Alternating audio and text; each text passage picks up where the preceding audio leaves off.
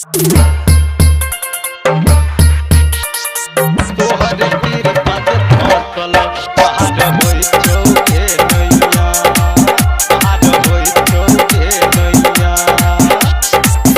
By DJ Umesh शुक्रिया बाजार। पढ़ला कॉलेज स्कूल तैयो नॉलेज नय खुलल गे मैया, तैयो नॉलेज नय खुलल गे मैया। एक पढ़ला कॉलेज स्कूल तैयो नॉलेज नय खुलल गे मैया, गे मैया नॉलेज नय खुलल गे मैया, गे मैया तोहर कृपा से फसल पार होय छौ गे नैया, गे मैया तोहर कृपा से फसल पार होय छौ गे नैया।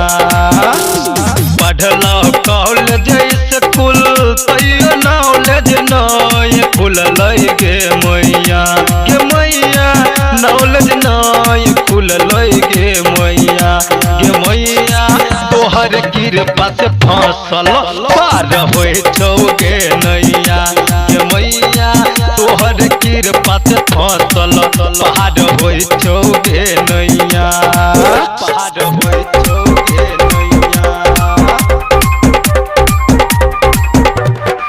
पार होय छौ गे नैया।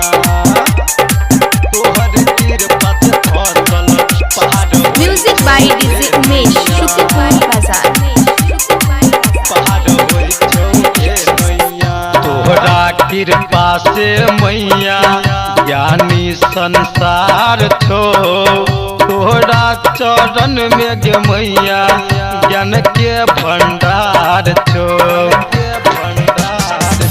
तोहरा कृपा से मैया ज्ञानी संसार छो, तोहरा चरण में गे मैया ज्ञान के भंडार छो।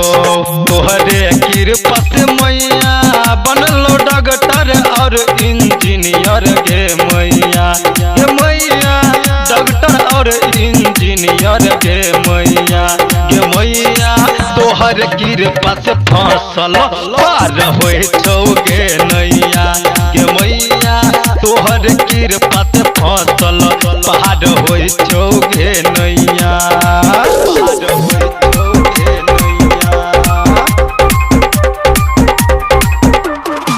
पार होय छौ गे नैया।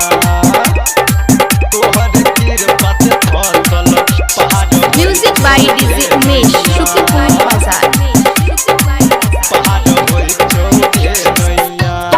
छही कृपा मैया नरेश निराला के कर छियौ चर्चा मैया तोहर गुण गाना के,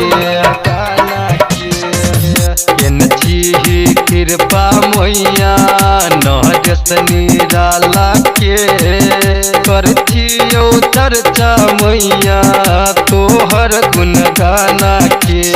कहो डीजे नीतीश भोग लगे दही चूड़ा के मैया, ये मैया हमहु दही चूड़ा के मैया, ये मैया तोहर कृपा से फसल पार होय छौ गे नैया, ये मैया तोहर कृपा से फसल पार होय छौ गे नैया।